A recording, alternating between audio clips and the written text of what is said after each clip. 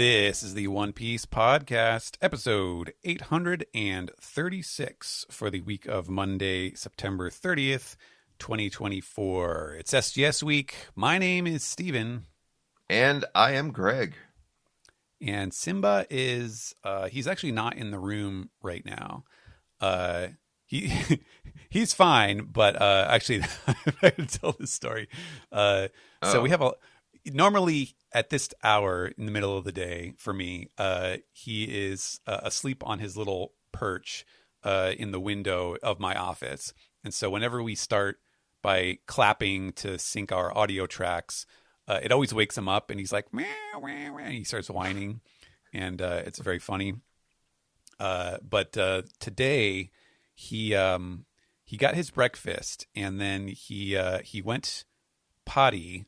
He did a number 2 in his box, and so I scooped it up and I took it down to the dumpster outside of our apartment. Where is this story going? This is I'm biting my nails with anticipation here. Yeah, so I leave we have a screen door, so I leave the door open to get a little fresh air, and then he can look outside while I walk down and take his stuff out. And so I get back up. And as I'm climbing up the stairs, when I come into view, he goes into like zoomy mode, and it's like a Looney Tunes character, like a Roadrunner. He just kind of goes and just zooms away, and he runs pell-mell across the living room, and I can just see as he's going, like one little extra turd just shoots off into the air. As he's running. So I had to go pick that up, wipe, get a little Clorox wipe off the carpet and go and toss that out. And I don't know if he was feeling a little ashamed or a little funny, but instead of climbing into his usual perch, he sought out, we have a little, like a gingerbread house, like a cardboard, we just bought it at Target, that he sometimes will take naps in, and he went in there instead, and I believe that's still where he is right now, in the other room. So that's why you didn't hear Simba earlier. A shame. Just I need the Game of Thrones lady behind him with a bell. What a shame. That's shame. Right. It was very comical. But well, obviously we're on break this week, and that means it is SGS time, so we can catch up with you, Greg. Finally, it's been a little while. Yeah, it's funny. I'll admit here, like we haven't even really discussed like the latest chapters, and I can only assume. For the last couple of weeks, I can only assume that is because you are too busy getting absolutely yoked right now. I have seen all your videos. How's the workouts going? Quite well. I started personal training in May. I'm going to cut a very long story extraordinarily short, but I had some health problems for a number of years that continued and still continue, but working through it, getting through it. And one of the big goals for proving to myself that I was, kind of living with this, working through it, was to get back what I originally wanted. Right as they started to hit in 2018, they started to hit, and it was right around that time that I joined a gym. And the gym, it was just like so many things in life were like lining up at that particular point. It was just like, oh my God, I can't believe this. Like, is this really happening? And one of them was that. Basically, right near where we live, one of my former students from when I worked at a high school opened up his own gym. His father owned a gym in the city I used to live in. He and his wife moved out to where we live, and they opened their own gym. And I was just like, my God, this is like perfect. So I joined the gym and was all ready to get set because a lot of things just lined up when I was around 35. And that's when the health troubles hit, and just years off my life, like literally,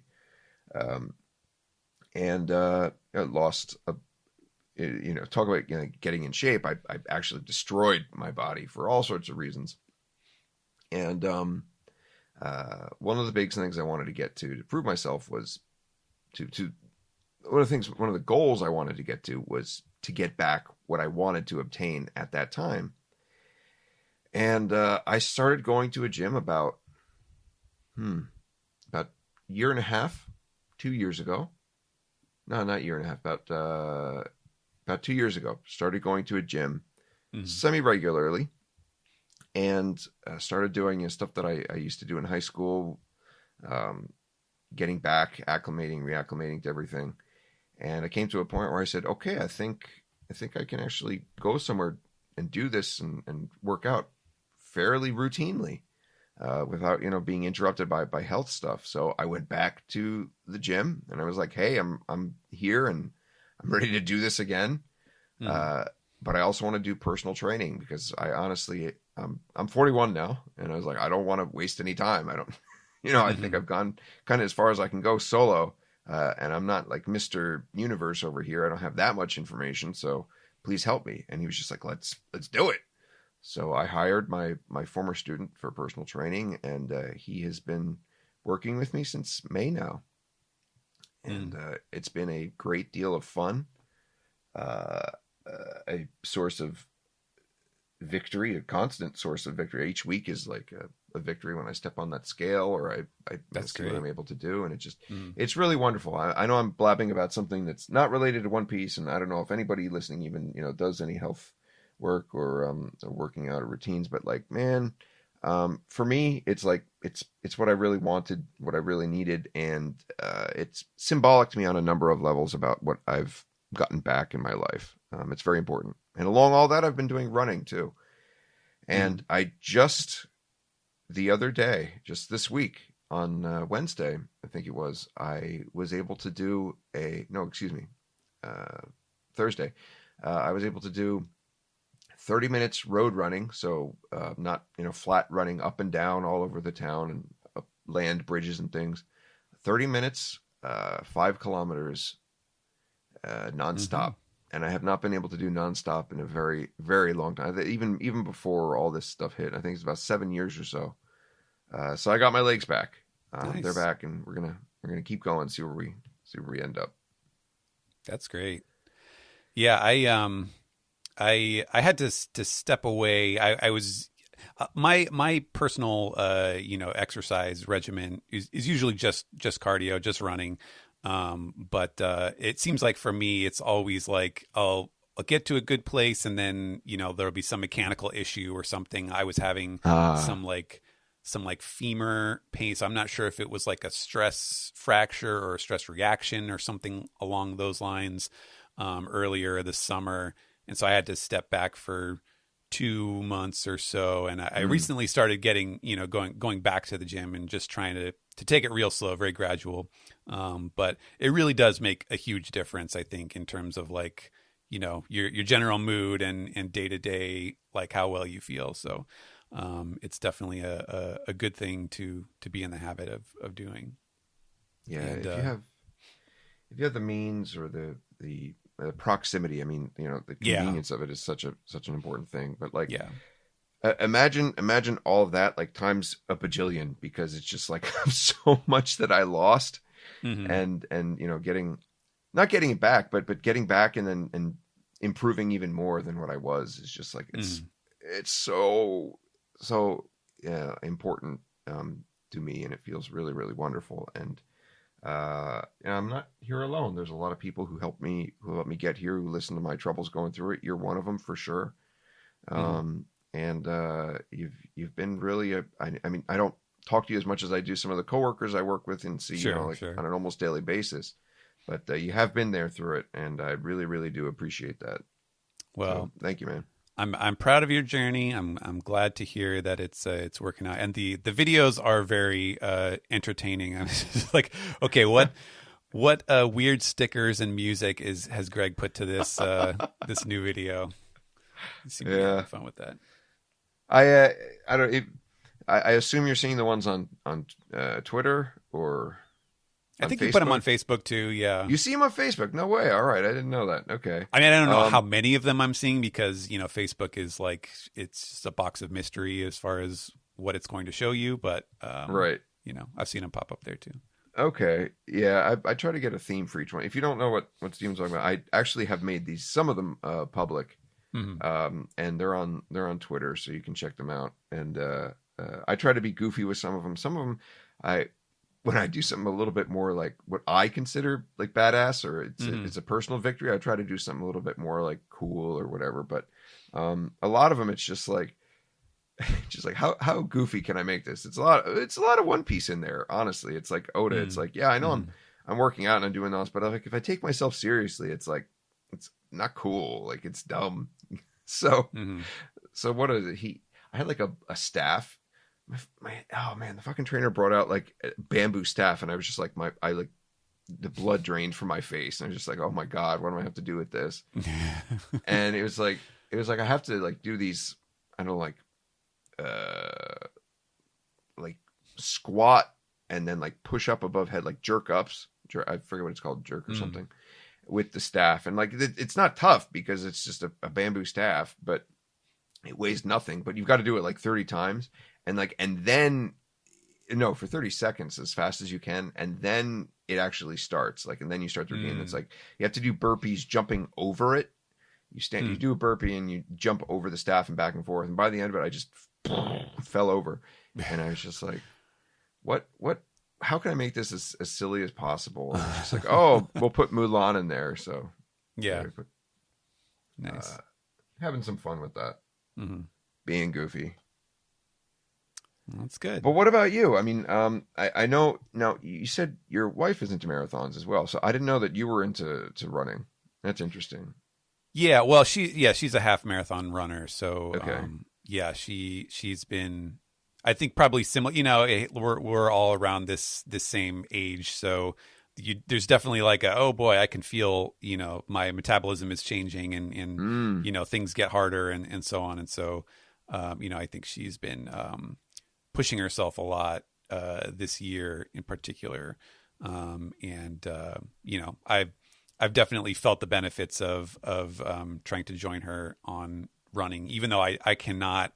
I've never been able to get to that kind of distance, but hope someday. I just always hold out hope of like maybe I'll figure out the right thing that stops causing knee pains and random other issues and stuff like that. But it's easy enough to do. Like, you don't have to know a ton to just get on a treadmill and run. So, well, that is good to hear. I'm glad you do that. That's I do enjoy running myself. So yeah. The only thing I got to say though is it would really be nice if we could just get to the other side of this fucking time skip for ourselves. Yeah, sure. Just kind of skip the montage part. Yeah. The other end. But yeah, well, so as far as putting all of that aside, to talk about One Piece, let's see. I don't think. Oh, that's right, One Piece. Yes, yeah, we are here to talk about One Piece. I don't think there's a lot of news this week. Last week we did kind of have a bit of a news dump from the Netflix side. They did a lot of cast announcements, which were very exciting, and they did a cheeky little Chopper tease, which seems to suggest something about how they're handling him, but not definitively. So I'm sure we'll have to wait for a later secondary reveal of some kind. But we did talk about that on last week's episode. So unless you have anything in particular to share, I think the feedback was very positive. I have a brand spanking new contract, and it is a stranglehold on me. So, yeah. So I can say that the Netflix series exists, and it's a thing that has a season 2. So look forward to it. Yeah, very, very savvy answer there. Yeah. So it's been a few months. Clearly, we've had a busy summer. I know you were. We talked about your workout, so we probably don't need to go into your traveling and all of that stuff too. But clearly, we've both been busy in terms of scheduling for the SGS. And so I figured we do have our usual listener questions, which is the main part of these shows. But I figured before we get into that, since I'm sure they'll cover a lot of the the pressing matters, I figured I would just take your temperature now that we are into a new arc, seemingly the Elbaf arc, and we seem to have finished with the Egghead arc. I figured just nothing too in depth, but just how are we feeling about the Egghead arc, the way it ended overall? I'm assuming that you, like me, have not reread the whole Egghead arc since it's finished, so it's maybe not the most retrospective look, but just in the moment for the snapshot for this episode, how do you feel about it? Yeah, that's a fair question, and I feel comfortable addressing that because I have not gone back over it. I have not reread it. But I never expected Oda to spend that much time on Egghead, and that was surprising. A little bit of that is due to some of the longer breaks. There were quite a few more breaks than usual in here. That was unexpected. But I don't know. What do you think? It probably amounts to probably not even a volume worth of unexpected breaks, but they were in there, so they did make an impact, at least in the length and the extension of it, in terms of content per volume, I guess. But oh boy, overall, I don't know who I'm supposed to root for as kind of like the hero or the main character of Egghead. And I'm not saying this is necessarily a bad thing, but it feels like the Straw Hats almost play second fiddle to what happens with Bonnie and Kuma. That was so dramatic, and it went on for so long that it just feels kind of like what the Straw Hats did there. They were going through the motions. And I don't necessarily dislike that. I didn't want, going into whatever we're heading into now in terms of whatever the final chapter, the final arc, the final saga, whatever that may be. I didn't necessarily want something where we have a series of 1v1s or some long drawn out arc. And I'm glad he did what he did. It's unique in One Piece, but I don't know if it's refreshing just because of how long it did go on for. I felt better with something like Zoe, and I don't know if you catch my vibe on this or not, but like Zoe didn't feel like it was the Straw Hats story, right? But it was an interesting story, and it was just long enough, both in real time and both in manga, that it didn't feel like we had left the Straw Hats. This almost felt like, when you leave Luffy behind, especially in like Alabasta, and Luffy is out of the picture for a long time, and you're like, man, it's been a while since I've seen Luffy. This was like, man, it's been a while since I've seen any Straw Hat.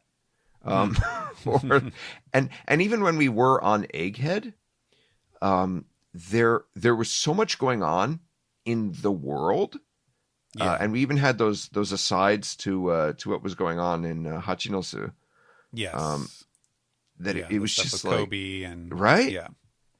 That it's just like, oh yeah, the Straw Hats are doing stuff too. Not to mention, Vegapunk was such a massive main character in all of his incarnations.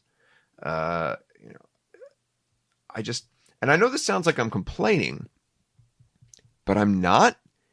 It hits different, and I don't dislike it, but at a time when I'm really feeling nostalgic for what One Piece was, in its quote unquote golden age. I mean, on a world scale, it might be in a actual golden age right now. Sure. If you look at it globally. But as far as when it was the biggest, the most ubiquitous kind of thing in Japan, if you can compare it to then, I'm kind of nostalgic for that era. And I guess I'm putting a lot of that hope on Elbaf to be that kind of arc. Because I certainly didn't get it in Egghead. I love what Egghead was. It must be incredible to read straight through. If you're a new fan, oh my God, I'm sure it's super satisfying. But just in real time, that playing out over, what was it, a little bit over 2 years? I Something think like that, yeah. And 2 years is like typically. I don't think it works out to even near this, but like typically 2 years is 10 volumes. 10 volumes, yeah. Yeah. That's a lot. And I don't think Egghead is anywhere near that. Am I right? No. Right? So, yeah, it's just, it felt like a long time spent there. And not a lot of time with the Straw Hats. It does. Yeah, I think it does demonstrate, I think, the level of difficulty of telling a story that has expanded so much, because in that golden age that you mentioned, it was very easy to just there was a story arc, the Straw Hats were in a place and they stayed there until it was over. And then when it was over and they moved on, you would get that, you get the little hints of, here's what's happening elsewhere. Here's an interesting thing that might come up in the next arc or the arc after that or something like that.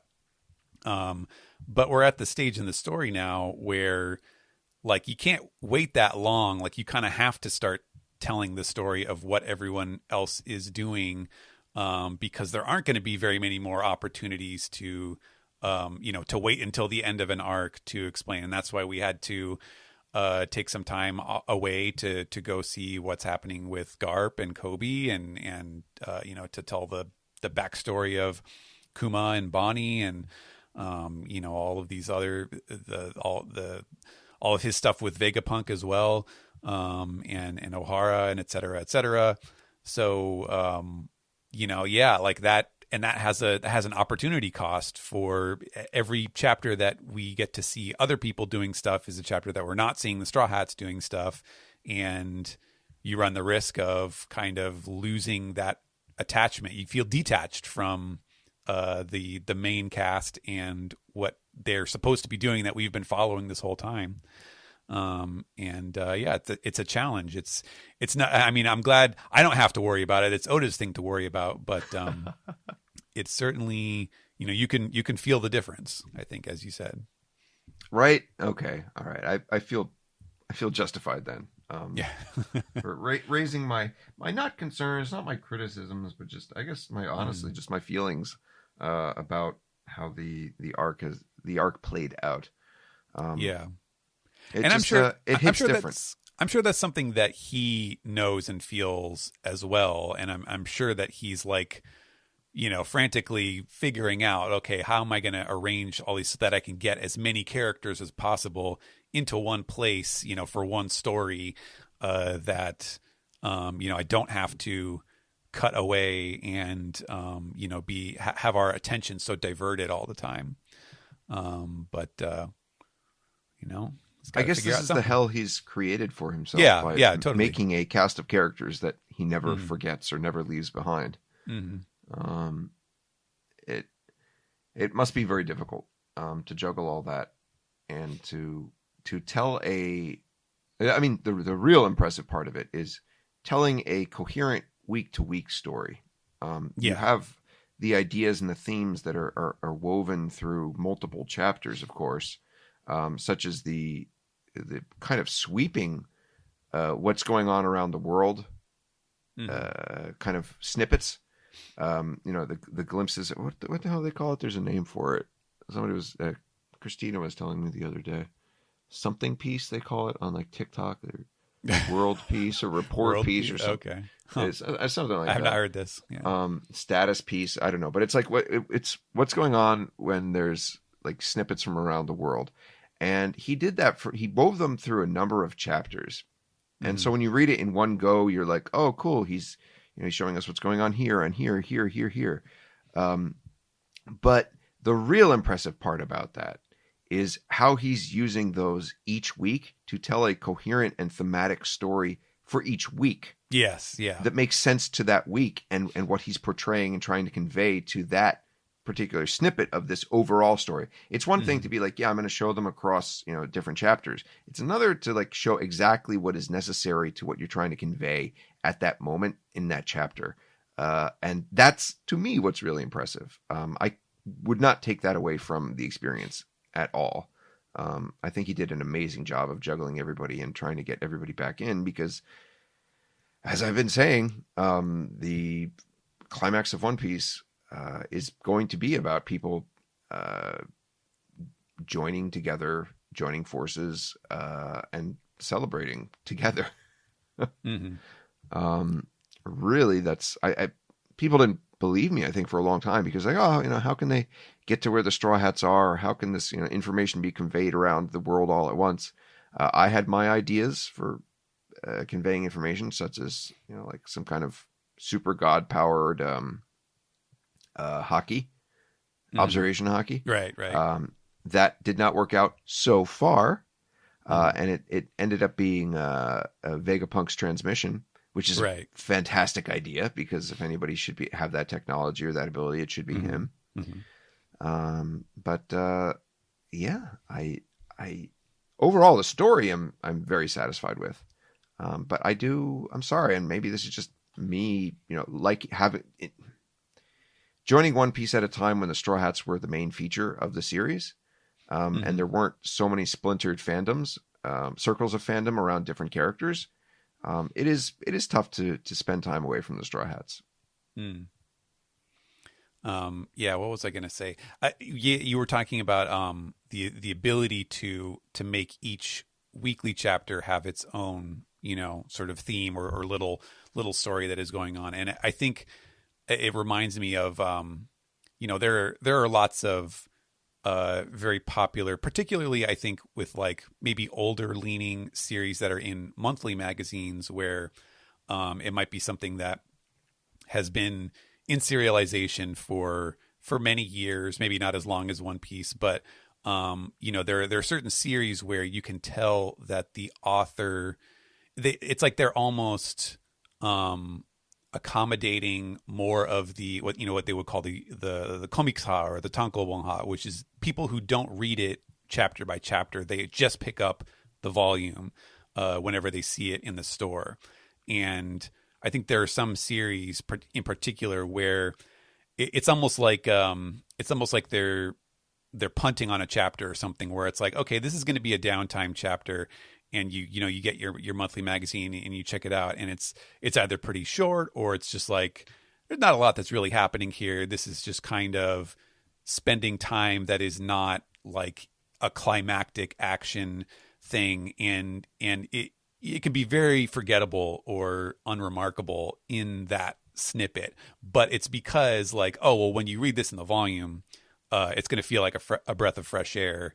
And, you're going to just segue right into the next chapter and feel like that nice little palate cleanser before you get back into the fun stuff. But I really think One Piece does not do it. It does not do that. I think he is so locked in on that weekly, week to week experience to where he knows there always has to be some kind of tension. There always has to be some kind of excitement or something to keep you invested. Week to week, and he's been living and breathing that for 27 years, so it's just second nature to him, I think. I would agree. Even the chess chapters, as I call them, where we just position everyone, we put them where we want them. Even those are entertaining in One Piece.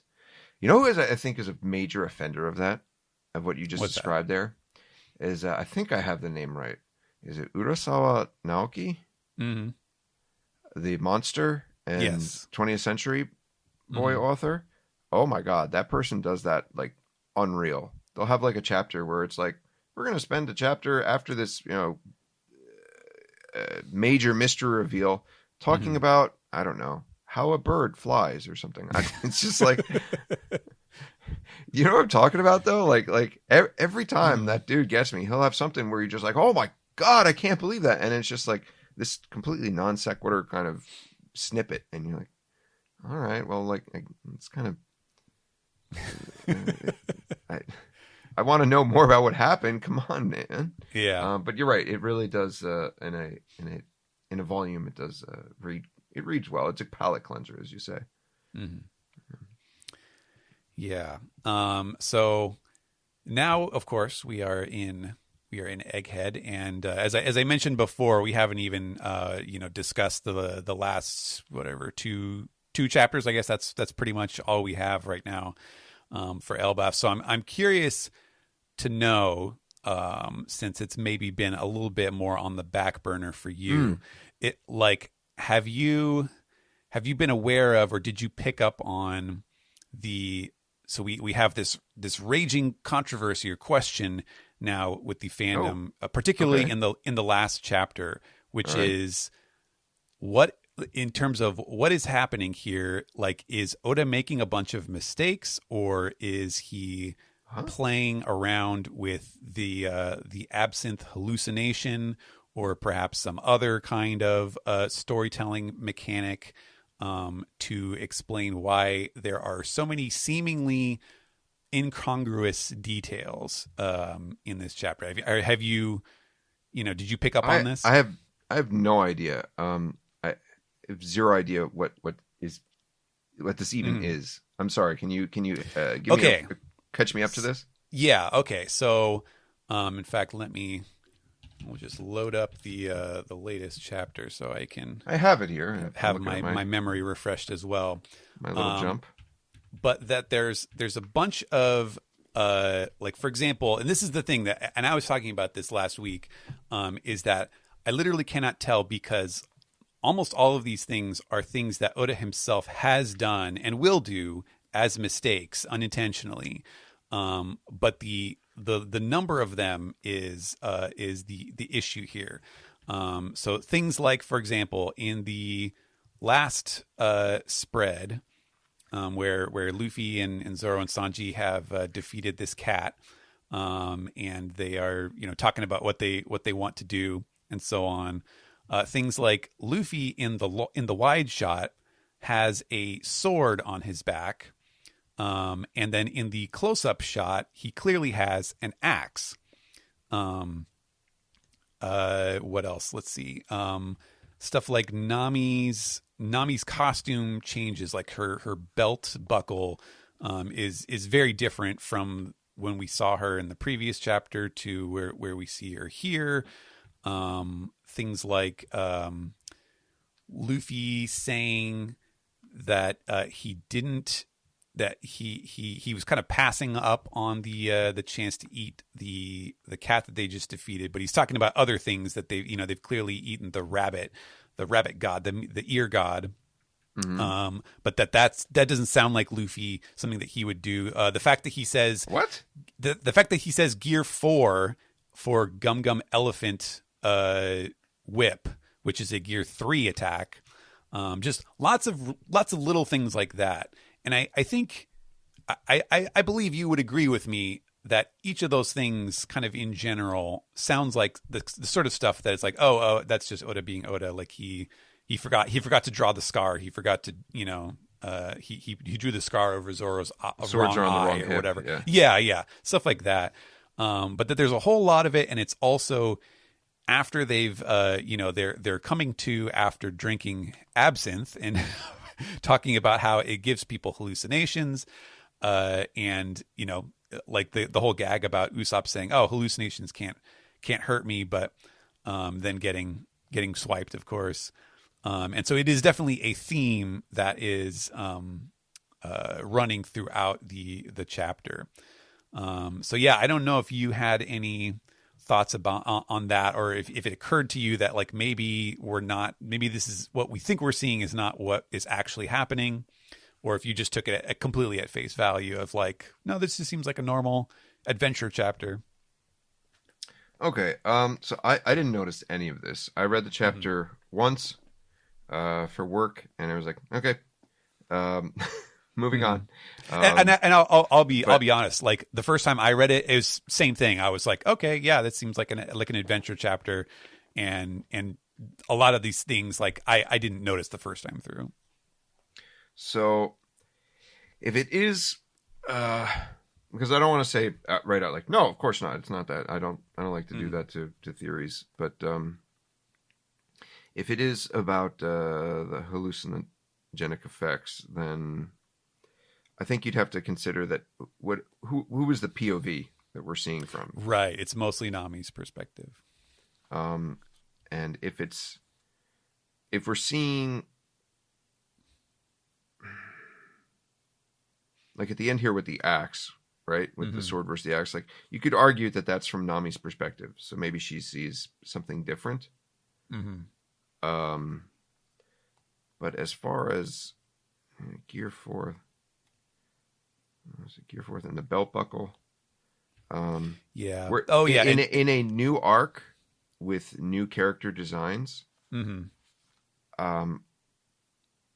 don't know, man. It sounds like classic Oda mistakes to me.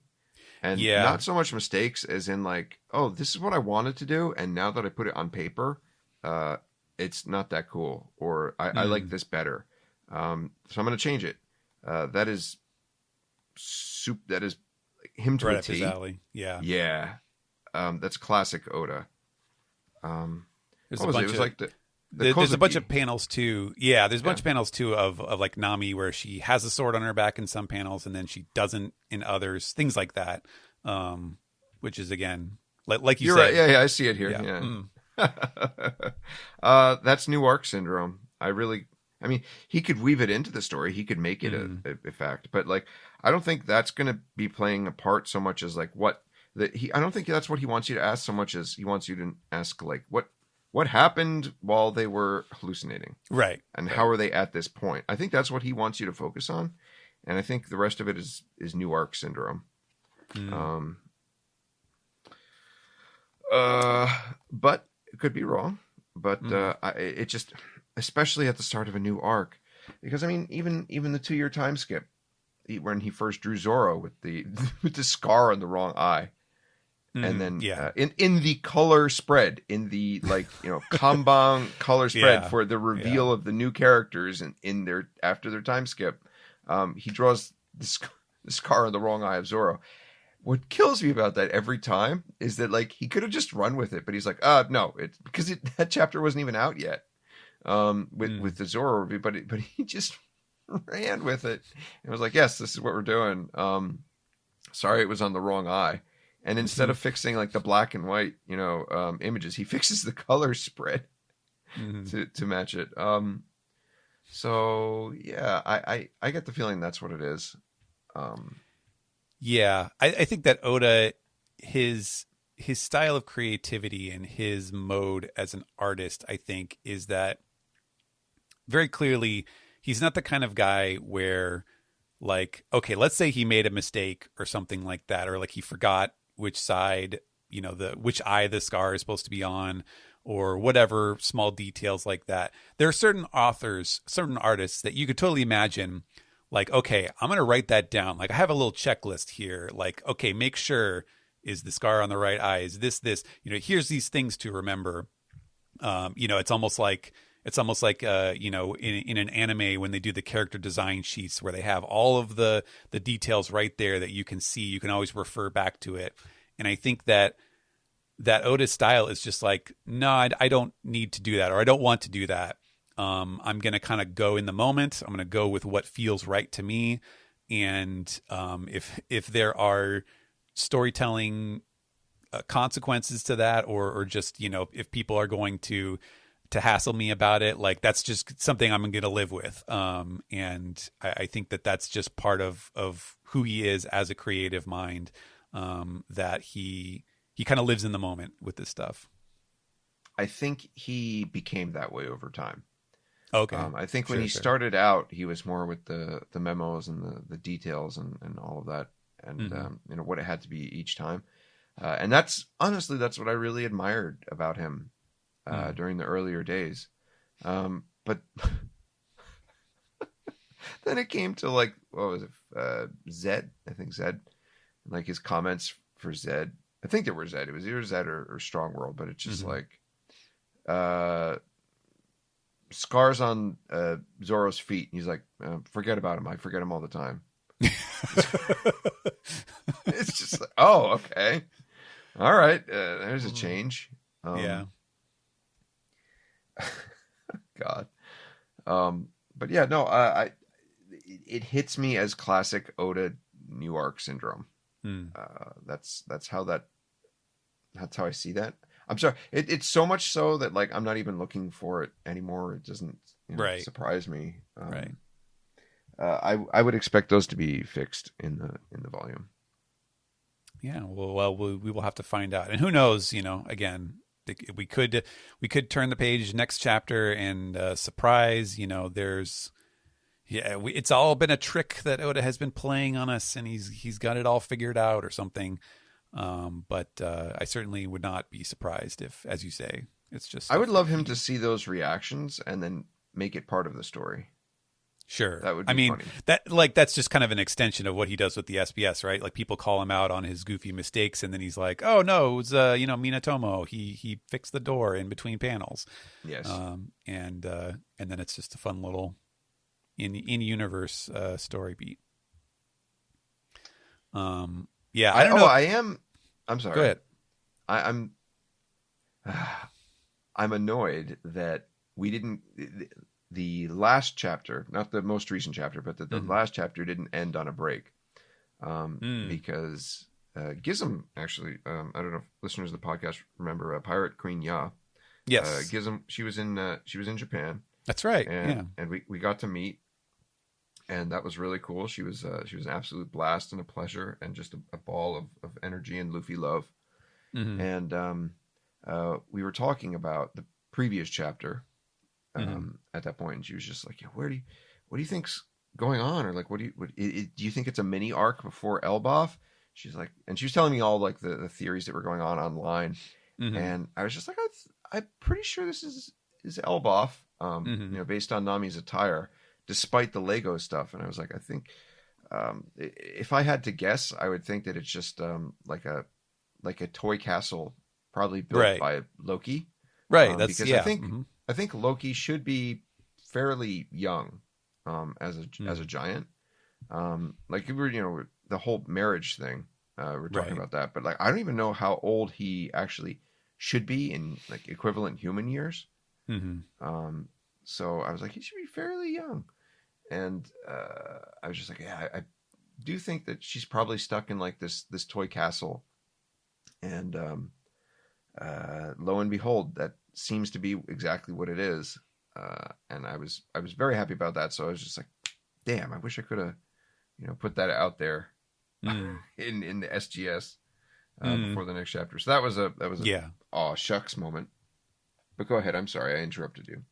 No, I was gonna say. I mean, as far as like talking about the actual content, I don't even know if there's really anything we can say because it is so early in this. The adventure in the land of mystery. He gave us the adventure in the land of blank chapter very early, but it's clearly, whatever the discussion of inconsistencies or mistakes aside, it's clearly one of those things where he intends it to be as disorienting and as confusing as possible, like just kind of throwing us into this crazy situation. And I'm like, I don't even know, what to guess, what the theme of this arc or who we're going to meet or whatever. I mean, we know Loki's going to be a thing, but what he did much here? More than that. The sneaky bastard, the sneaky cheeky bastard. He doesn't have to think about his separation reasons. Yeah, he can. Everything's in place, so he can just at his own pace think about like what happened and how the Straw Hats got separated and what went on here. I'm not saying he doesn't have any idea, but like he can figure out all the small details at his own pace as he goes along. And I don't know whether we'll get those sooner rather than later. I really do not know, but it's kind of cool how he set up a kind of a relaxing scenario for himself here. Sure. As far as terms of what to discuss, there are two things I would like to address. Okay. And it is the presence of the gods and how they seem to it seems that they'll call pretty much willy-nilly anything a god. Yeah. So we knew that they had a quote unquote religious system. We don't know if it's religious or cult or whatever. We don't. It's tough to say, but they do have gods. They believe in gods, and now we get like they have a sun god.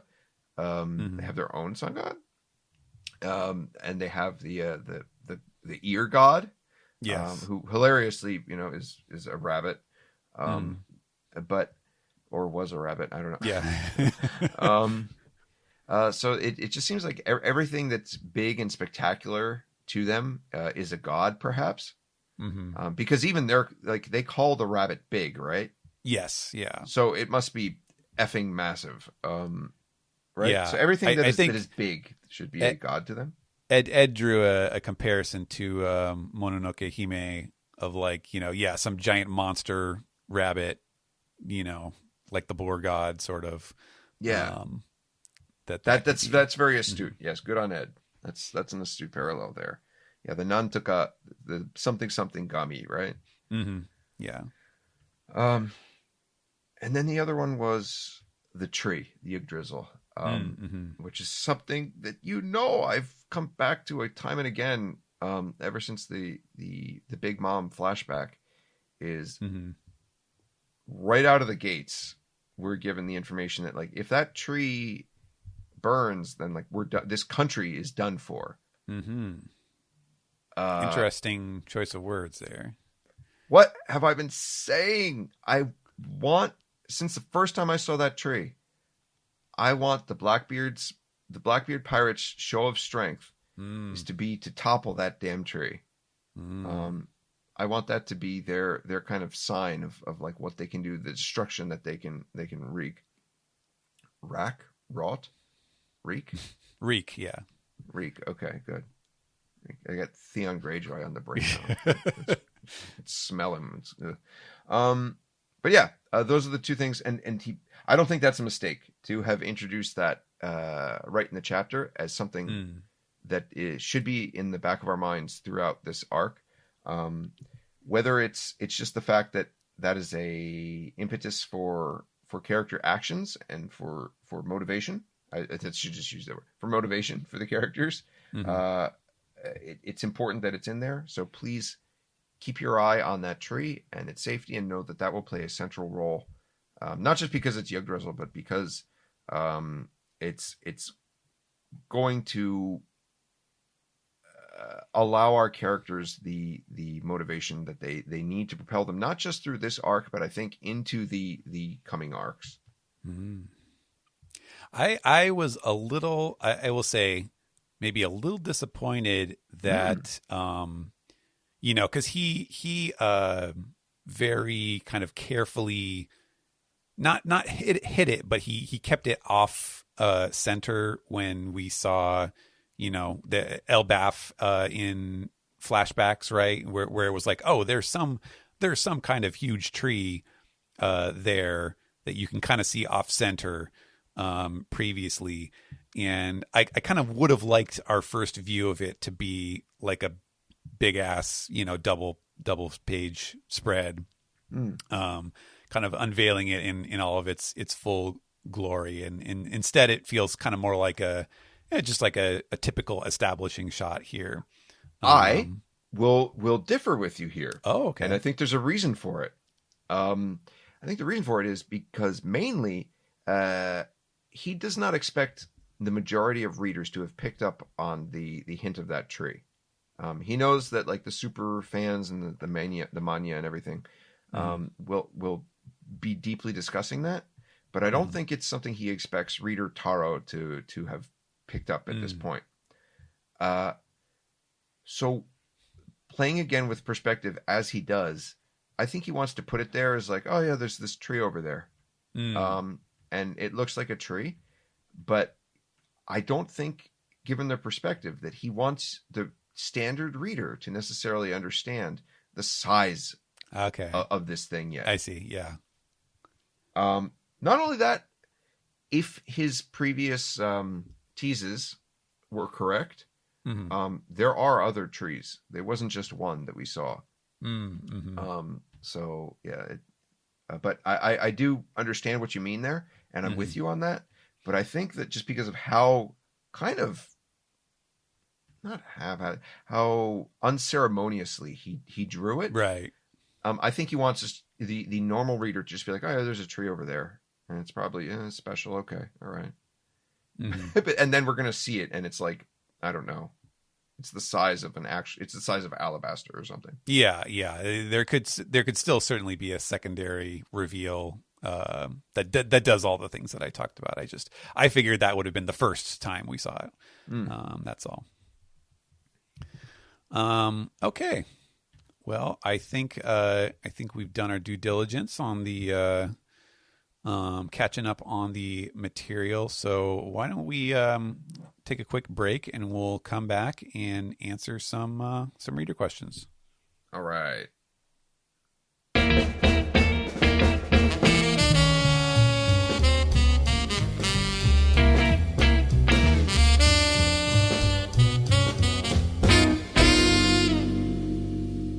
And we're back with our SGS segment, where we take questions and thoughts and comments from our lovely listeners.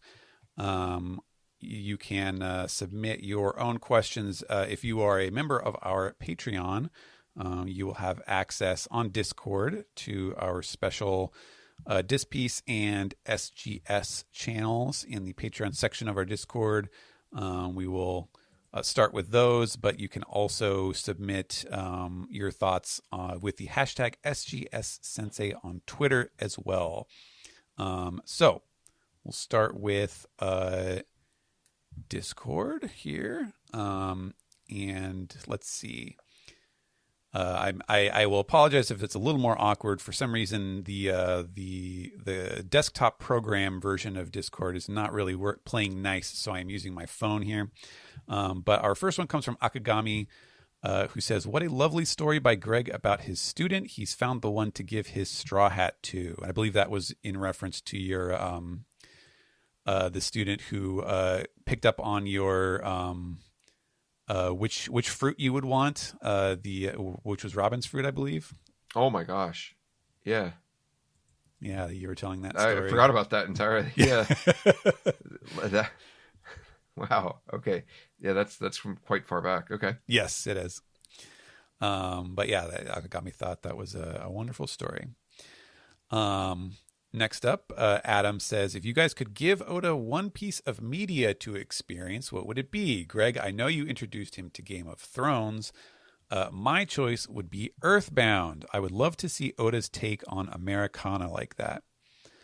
Also, this isn't a question, but when Greg was talking about the letter he was writing to Oda, I couldn't help but think of the poneglyph that Joy Boy left.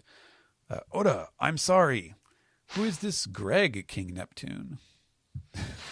Okay. Oh, you want to go? You want to go first? I mean, I know. Oh man, he said game. Okay, I'll go because this is something I think about a lot. Okay.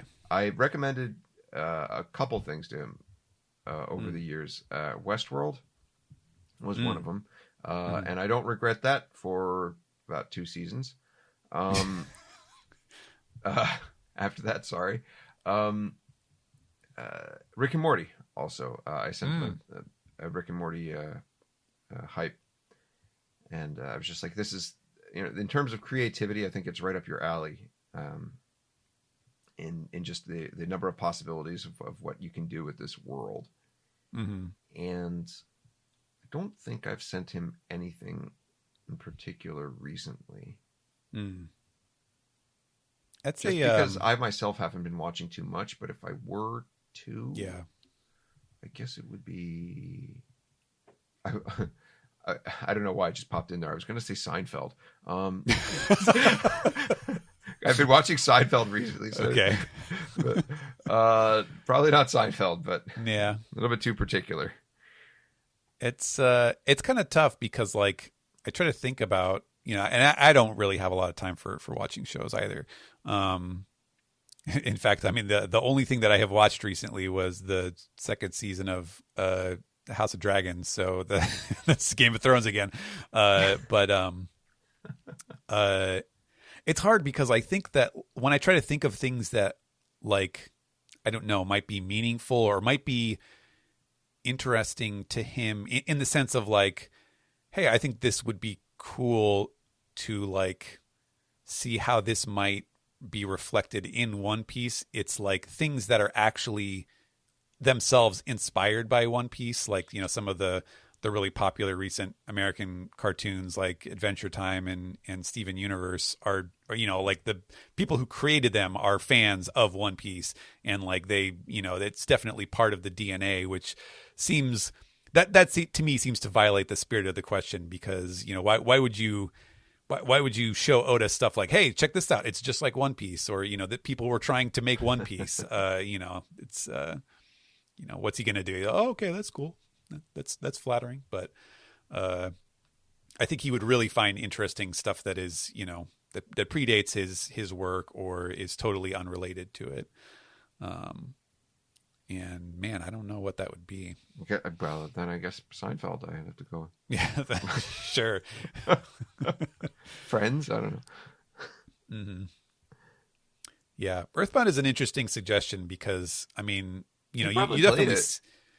Yeah, he probably has. And you know, I feel like he does exhibit, you know, from time to time stuff like his, you know, his sort of like Route 66 style color spreads. You know, in terms of Americana, he's definitely had some that were inspired by that sort of, you know, that sort of output.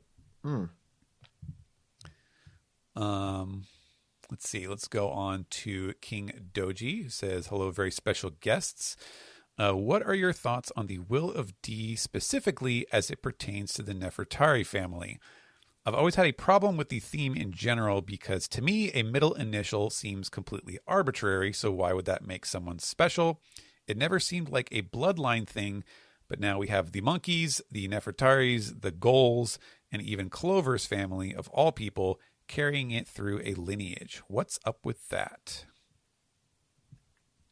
I will admit I have struggled with that same concept, because for a while there it definitely seemed like, you know, aside from Monkey D. Dragon, you know, that and Monkey D. Luffy, those were pretty much the only two who seems to be related, and there were lots of people, especially when you throw in like Saul as a giant, and it's like, okay, well, maybe it's not like a specific tribe of people. And so for a while, that was my assumption, was that it was kind of some weird, you know, almost like a spiritual marker of some sort, some shared, you know, influence on people. But, you know, he's definitely, you know, been tying it more closely to lineage recently. I don't know. Yeah. I get the feeling that it can be a concept, and it's whether you want to pass that concept on or not. I mean, as far as we know, I mean, we've talked about, you know, how it can look like a dawn, right? Like it can look like the straw hat, the rising sun, right? That's something I put out as a pictograph rather than just a letter. Yeah, you can turn it the other way, and it's a smile, right? So you've got that as well. I whether it's blood related or not, I no one but Oda and, you know, the team can say at this point, and I certainly haven't asked him about it. But I get the feeling that it is a concept, it is an idea or a way of living that if you don't carry, at least you hope that you pass that on to the people that you've raised. I don't see anybody rejecting it who necessarily hates their parents that we've seen or feels that they've been rejected. And I don't know if I can say that across the board, because I'm not thinking of every D at the moment, but like it seems to be that way. And especially if, I guess the only other thing is Teach. If Teach does end up being, like I've hypothesized, a reject from a celestial dragon kind of experiment failure or success, then maybe he wasn't originally born. God, every time you got to say this, I have to say phrases like maybe he wasn't born with the D. Maybe he's born with it. Maybe it's D. I don't know. Nice. But is it something that in his research or what he's learned, that did he take that up for himself? Is it something that he didn't inherit, but it's something that he wanted for himself, learning about history? Yeah. You know, I really get the feeling that it is a concept, but it happens that the people who raise their families and pass on, Right. they hope that makes sense. concept is passed on through them. Yeah, that makes sense. It makes as much sense as anything, I think.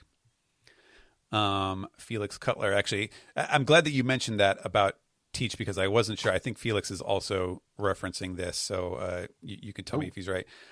Felix Cutler says, "Hi SGS. This week my goal is to close off the SGS segment. I do hope to achieve it." Well, I'm sorry, Felix, but you are not going to be the last question we read here. I don't have a real question this time around, but I liked Greg's idea about Teach's origin. Was it just a thought you had after Oda revealed Bonnie's origin, or is it something you had in mind before that? If we take it at face value that every D sort of smiles in the face of death, and Whitebeard was about to kill Teach during the war and he panicked, I had the idea that he is no real D. Your thoughts on that? Huh. Interesting. I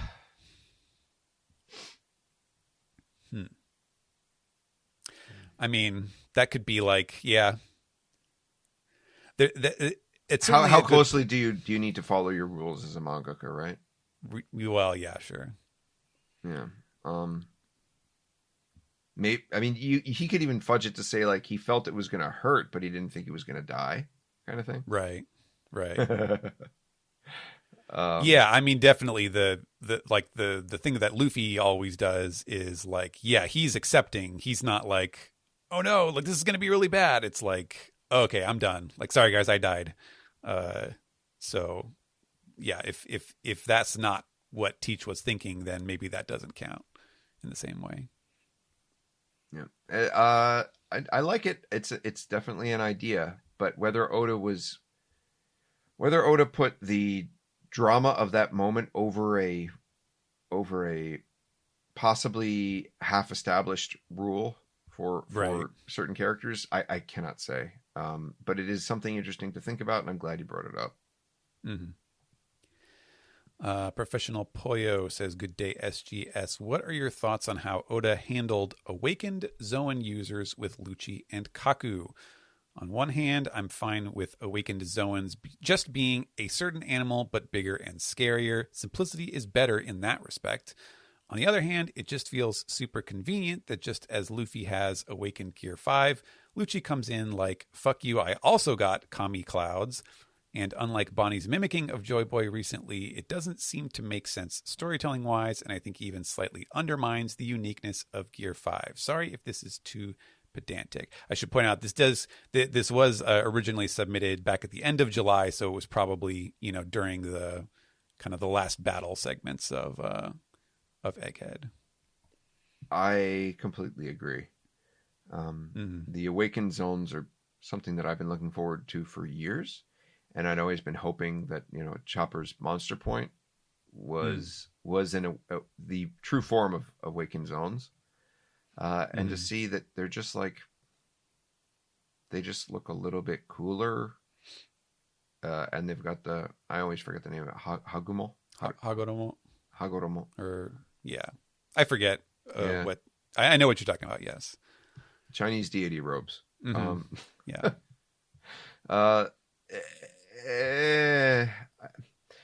He's making a point about all the awakens, like what you're quote unquote supposed to be is like, yes, these were probably ancient gods, or what people wanted to be gods, because that's what they looked up to, or they respected, or they wanted to be, right? What they desired, right? I get it that he's going for that thematically, but I mean, especially after Impel Down, where we were literally told that they are artificially awakened zones. Hmm. It makes sense. It does. I mean, that's the same thing Chopper is. It doesn't not make him the same thing as the or Monster Point, right?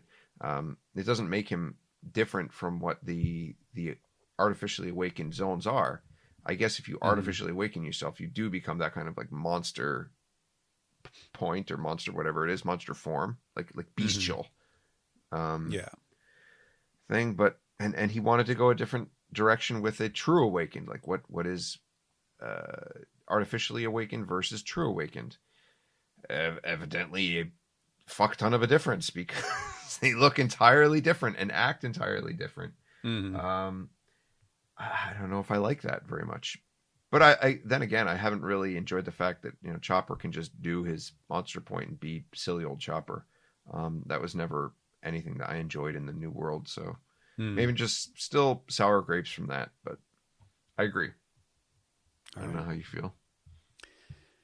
Yeah, I don't know. I am uh I think I just kind of let a lot of the like the awakening powers and the theory crafting about unlocking higher levels of devil fruits and hockey and whatnot. I just kind of let it wash over me because I think not to be a downer, but I do feel like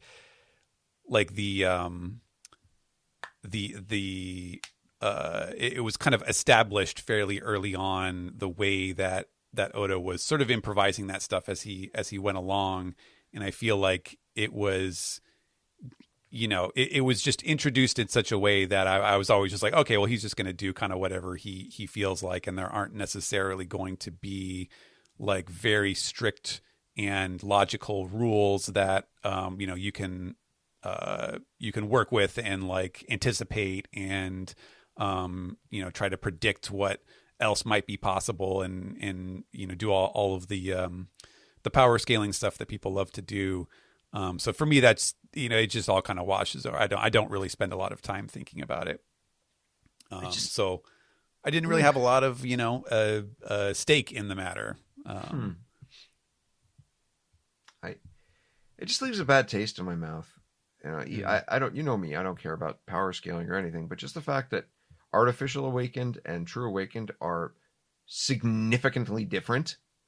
mm, It seems sloppy to me. Like shouldn't it mm, be an extension of that or similar to it? No, they're entirely different. mm. Okay, does that even count as artificially awakened? Yeah. And the question, like, are we ever going to see artificially awakened zone for like, is this ever going to matter again? Probably not.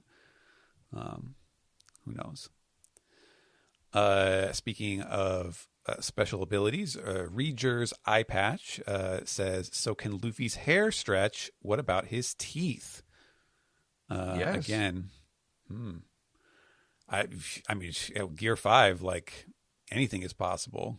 Yeah. That could be one he's saving for a future battle, future hijinks. Certainly. All right, last one on Discord here is from SNP, who says meow, Simba, Greg, and Steven. Meow. So it's very obvious now that one of the main goals of the final war is going to be the fight for ancient weapons. If we assumed the weapon Emu and the five elders used on Lulusia is Uranus, that seems very good assumption.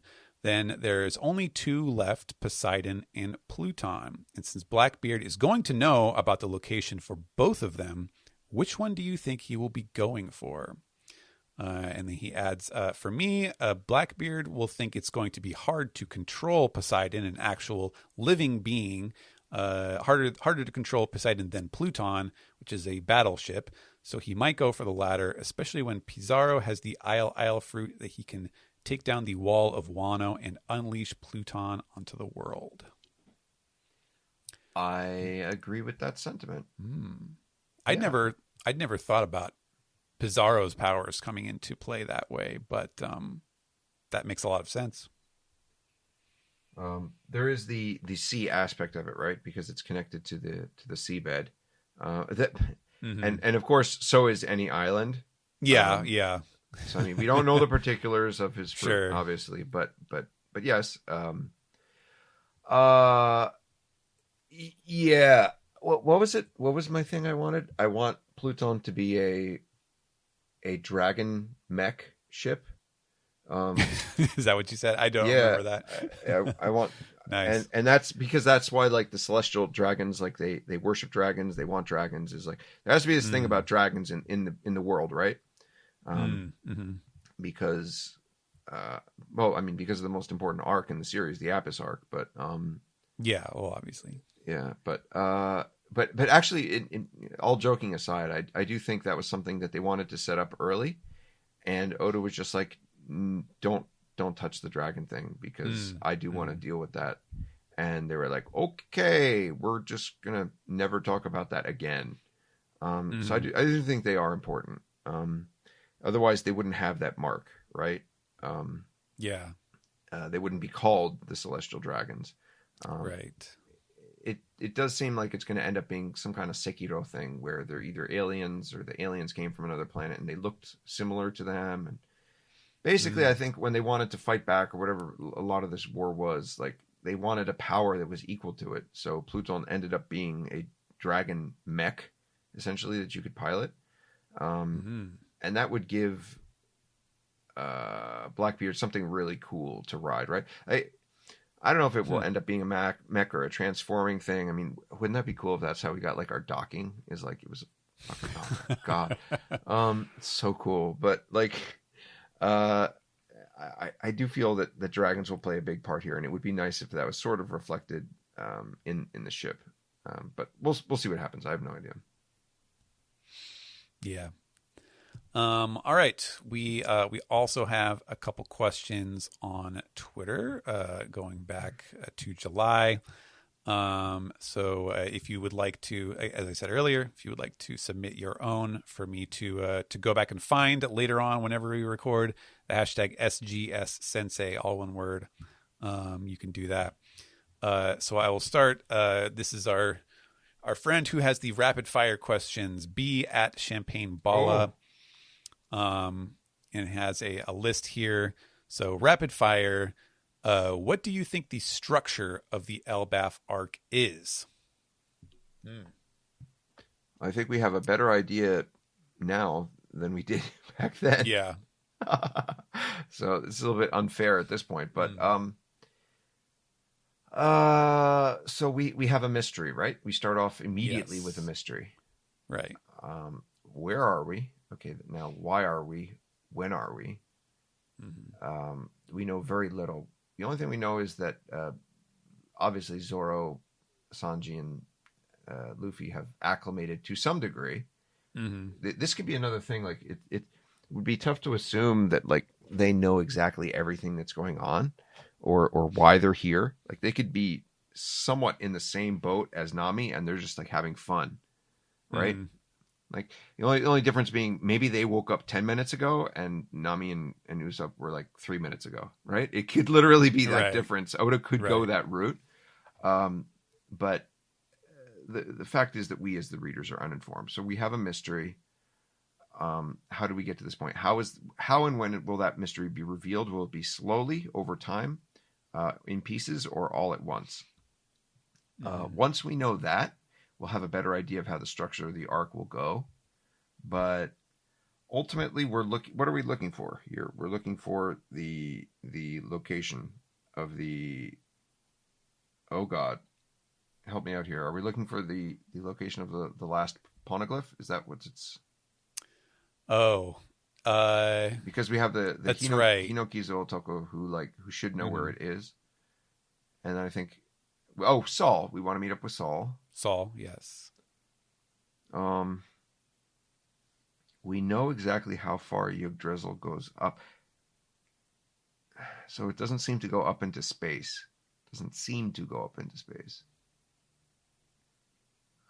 Like I could tell you one thing, as far as like what this chapter tells us, which is that if the giants are talking about gods, and like the sun god seems to be important because they talk about reporting to it.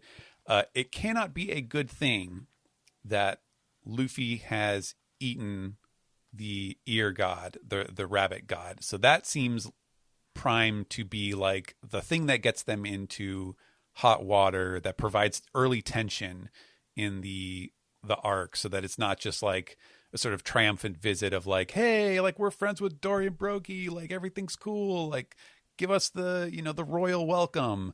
I feel like that is designed to inject an immediate like sense of trouble into the arc, so that it's not just a cool fun victory tour. I completely agree with you, because Yeah. When we saw Dorian and Broggie back with Shanks, remember that it wasn't like they weren't in like the capital of Elbaf. No, they were in some village. They were in like some village. It was like a small village or something, right? Yeah.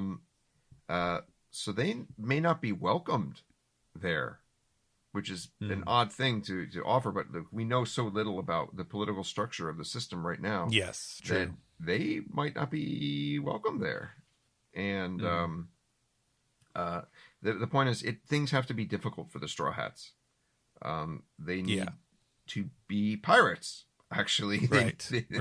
They need to be disliked by the people before they're liked by the people.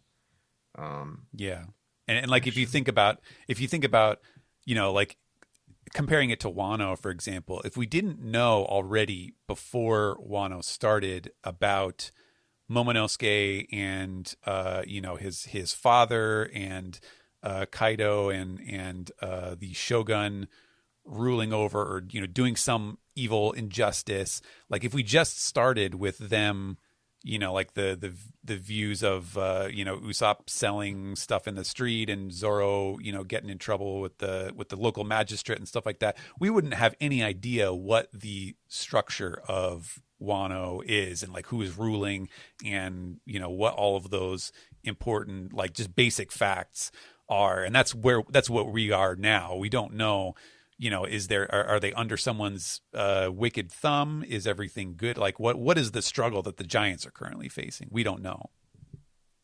And that's going to be, central to whatever the story of the arc happens to be. I'm struggling right now, because I'm wondering if I should read an excerpt from my excerpt. Thank you. Should I do this? Are you going to peel back the curtain from your project? My project here. It's up to you. Okay. Here we go. Elbaf seems poised to be One Piece's final traditional arc, both thematically and categorically. Thematically, it could be the final time we see the crew arrive at an island, become involved in a problem, and by means of making new friends along the way, solve these problems and advance their journey towards the One Piece. Categorically, it could be the last time we receive the staple adventure on the island of something something title for an arc. If we accept that this will be a traditional arc, then we already know the beats Oda has to hit, and it's just a matter of how long it takes him to clear them. These beats are fish out of water arrival. I wrote this 2 fucking years ago. Formal introduction of new cast members and factions. Presentation of a main problem. Dramatic link between local and main cast to main problem. Physically placing the Straw Hats in conflict. Action/drama conflict. Resolution and lore dump. Setting off.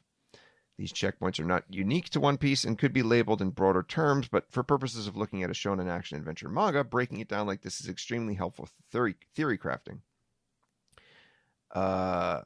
One word of caution: these predictions were written in fall 2023, and while I've edited them grammatically right up until production, the prediction lengths have remained unaltered. By the time you're watching this, we'll already know if some of these were on the ball or not. Fish out of water arrival, and this is where I'll stop. Since our main story is proceeding at near breakneck speed, don't expect a more settled down and comfortable introduction like we had in Water 7.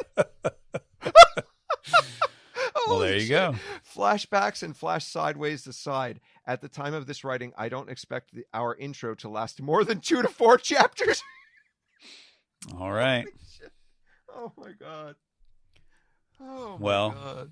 we're at, I don't know, we could call that 1 since we didn't really see, they were still on the ship the previous chapter. Yeah. But wow. Oh damn. Okay, I'll stop there. I'm sorry. Holy crap. Damn. That's funny. All right. Oh boy, I'm awake now. By the way. So there we go. There's your commentary on that one.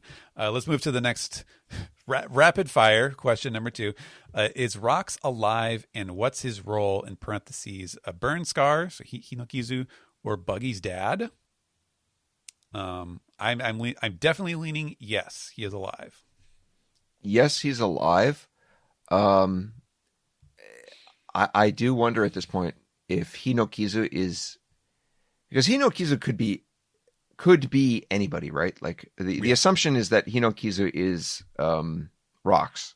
That's what we're all. I mean, many people have been thinking for a long time. Yeah, that seems natural to assume. Okay, I would prefer at this point that Hinokizu, especially since we had that shadow, I would prefer that Hinokizu is just not a rando, but someone who you really just do not expect.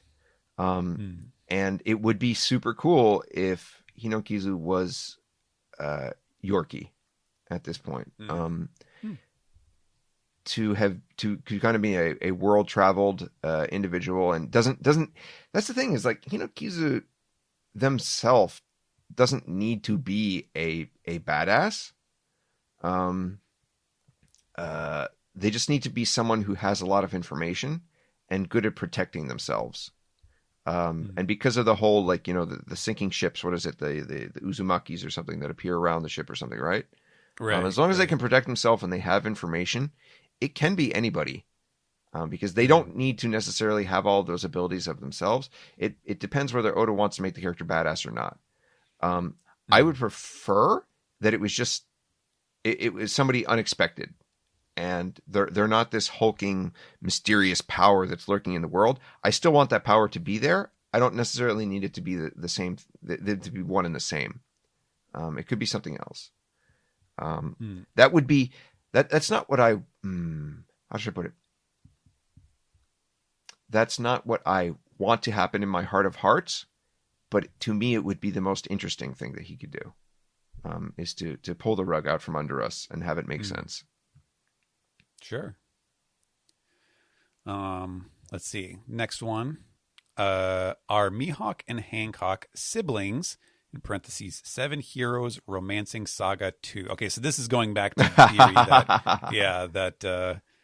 that Oda may have based the templates for the 7 warlords on I think they're enemy characters in Romancing Saga. It's like the enemy team, right? Yeah. I mean, my gut feeling says no. I don't know. I don't know what story you can tell that is interesting, that connects them in that way. Isn't everyone born to a Nyogajima individual a female? That's what they say. Like I don't know if that's a Amazon hard Lily. lore rule or if it's just like that's just what they say because they ditched the male babies or something. I don't know about that. But I think I'm happy with them just being separate characters.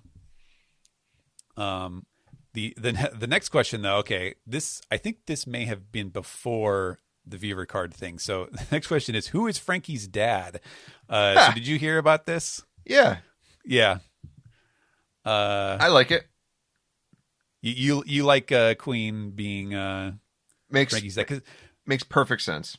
Because the other thing that people started talking about in the wake of that was that I think maybe the quoted number of years is like off by 1 maybe, but they were also saying that it lines up with Weevil as well, because Queen was part of Mads and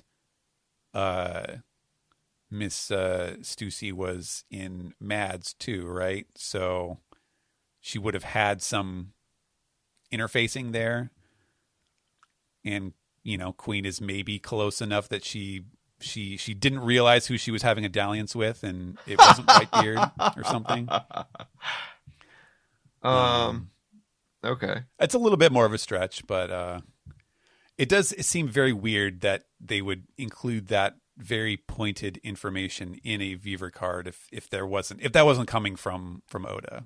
Yeah. I'm sorry. The face faults, the inclination towards music, the dancing, it's all classic Frankie.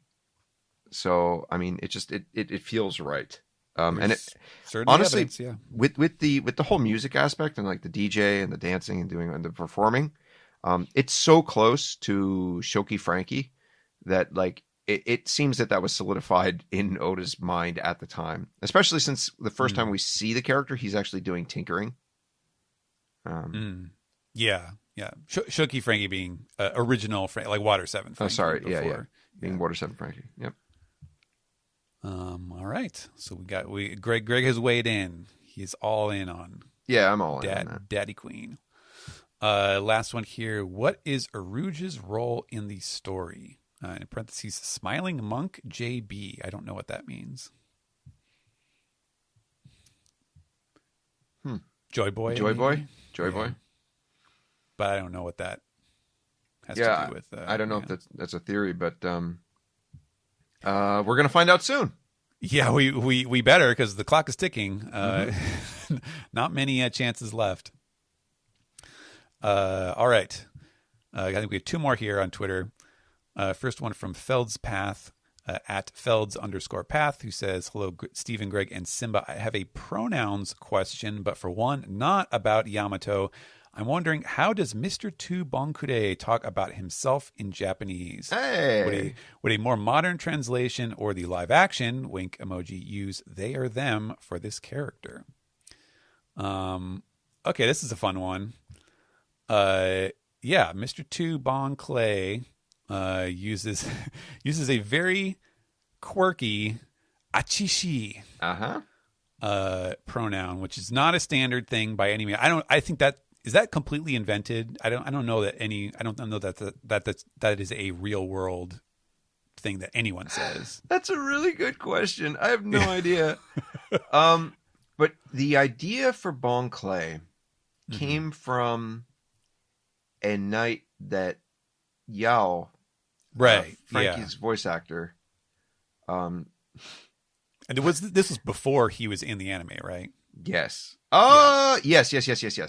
Before it, because the reason they were together is they were in Okinawa for the premiere of the anime, the Gyanzak thing. I think it was Gyanzak, right? The claw. Yeah, really. Yeah. Crab claw man.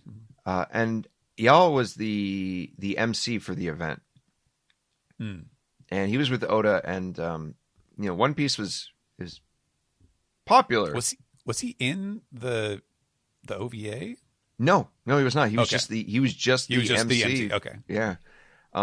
He might have been in one of the others, right? Because it was a triple play header, right? It was sure. Hunter x Hunter, One Piece, and Sekimatsu Rita. Yeah. Okay, yeah. Yeah. So he might have been in one of them. I don't know, but he was not in One Piece. But they got to know each other pretty well there, and he took him out to a bar. An exotic bar. An exotic bar. And because it is like, I don't want to do it injustice by naming. I don't know if it was a transvestite bar. I don't know if it was a quote unquote gay bar. I'm not sure. But he took him to an exotic bar, and when he was there, Oda met some of the individuals that formed the idea for Bon Clay. It's difficult to know what Bon Clay. So I'm sure. But the point I'm getting to is that the person Oda met there probably used that. Oh right? yeah, could be. Sure, sure.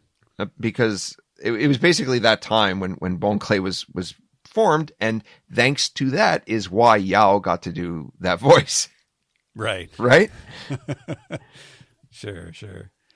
Yeah, and to put into context, so I think if you're a Japanese student, of course you know that there are a number of it's one of those things where like in Japan there's probably only like three, four, five or so first person pronouns that people use regularly, and they kind of like they tell you something about the person. Like, watashi is very like straight laced. It's kind of the closest to like a gender neutral, very polite. And then like, boku and ore are masculine, and boku sounds a little more diminutive and submissive, and ore is very like sort of alpha sounding. And then similar to watashi, there is atashi, which is like that's like the women's sort of informal women's way of referring to themselves. And this is achishi, so it's like a corruption of that. So he's kind of like twisting it even further to be I don't know, more feminine, more quirky, just kind of more kooky, because he's such a loud character in so I would many argue that respects.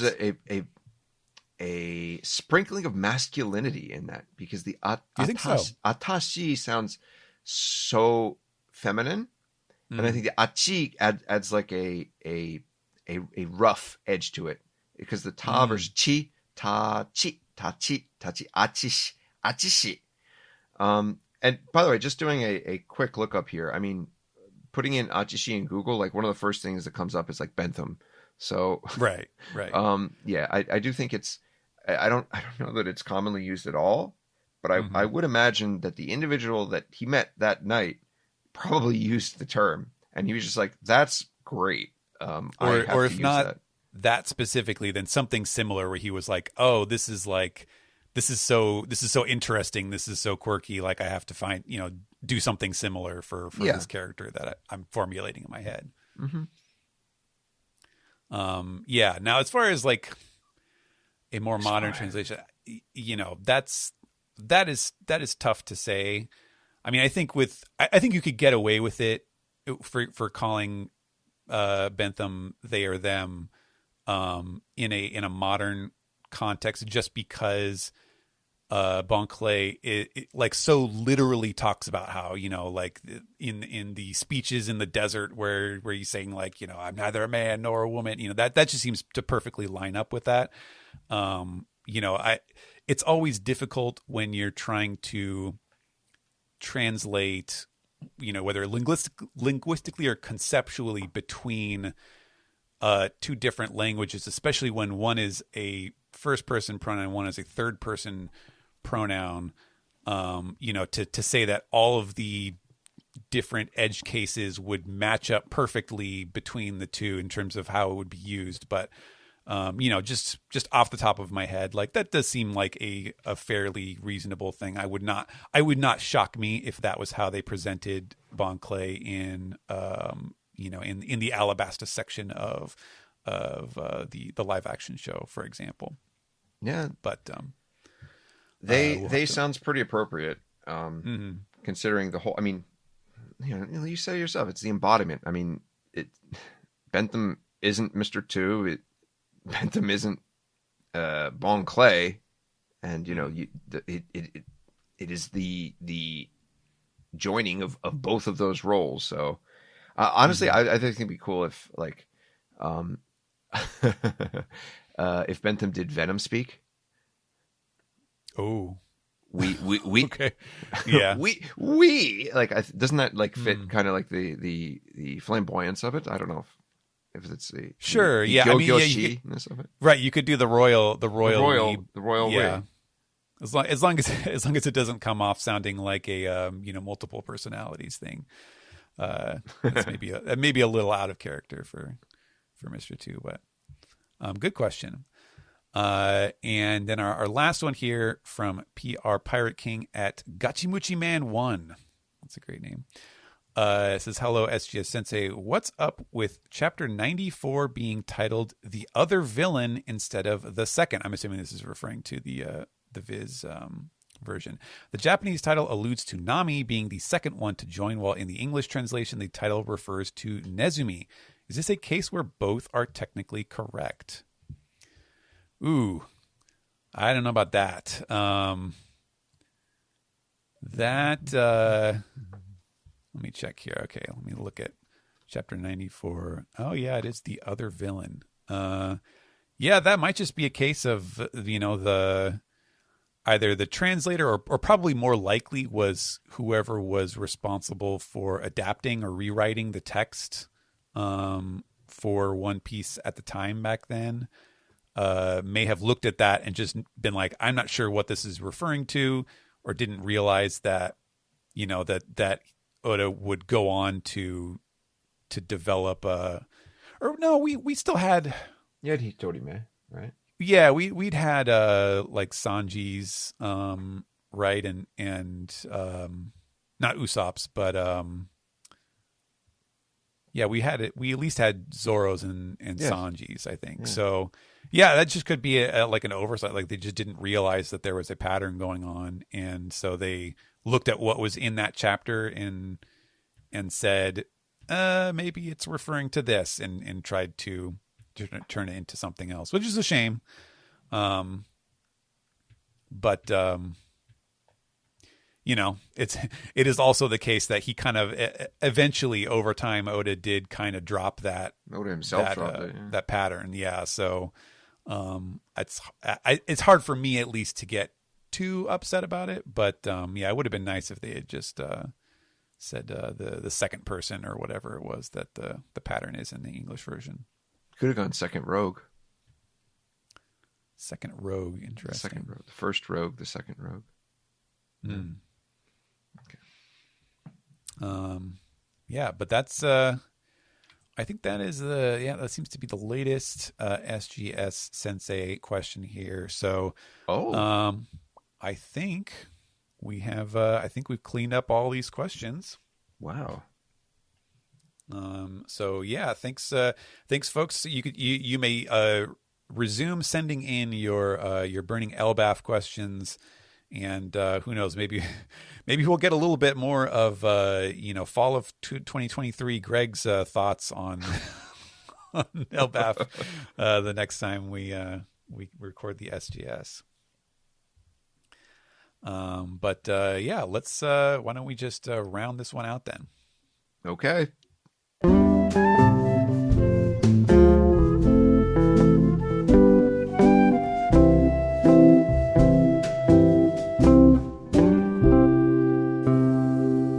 This has been the One Piece Podcast, episode 836 for the week of Monday, September 30th, 2024. Thanks for tuning in on this off week for the return of the SGS, and thank you for doing it with me, Greg.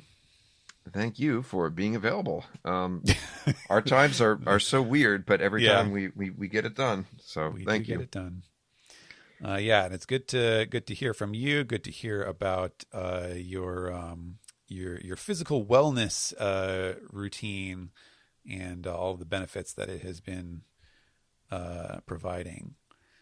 And likewise, it's great to hear about your cat's poop. So we all have something to share today.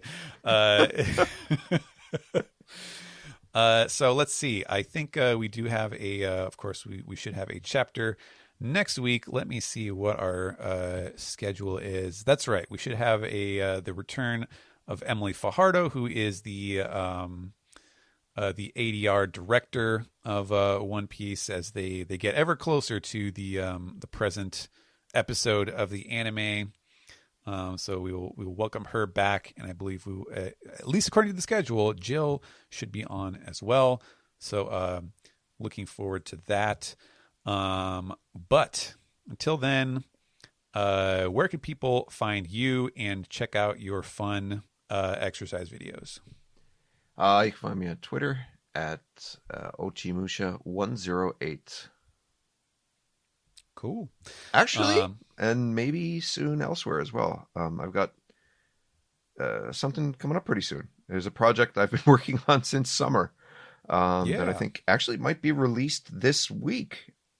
Oh, yeah, okay. yeah, Cool, maybe. cool. At least I'm hearing maybe. Yeah.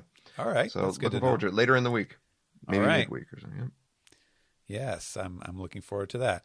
Yeah, and you can find me. I am posting regularly over on Blue Sky at stephenpaul.bsky.social, doing my 3-chapter a day reread of the series. I am just into Zoe right now, having fun with that, and that's been going on since January. You can, of course, in addition to the many other projects that I work on with other lovely publishers, just speaking closer to One Piece in particular, you can see my Viz work on the Shonen Jump or MangaPlus sites or apps, where I work on One Piece, of course, but also Akane Banashi and Shoha Shoten. There should be a Shoha chapter this week. That's the monthly one that is drawn by Takeshi Obata of Death Note fame. So I always like to throw a little plug to that one when it comes around. But as far as the podcast goes, of course, you can follow us at it's One Piece Podcast on pretty much any social media site you want, whether that's Twitter, Blue Sky, YouTube, and the rest.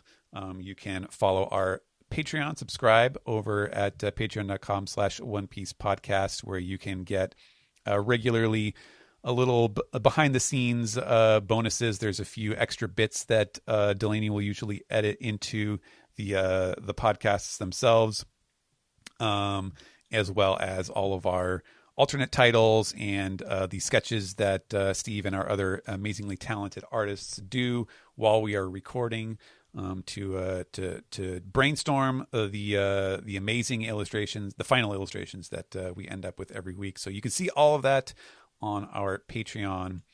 I think that just about covers it. So until a couple weeks, presumably, or whenever we happen to connect again together. My name is Steven. My name is Greg. And you guys are looking great. See you next time. JJK, good night, sweet prince, and flights of angels sing thee to thy rest.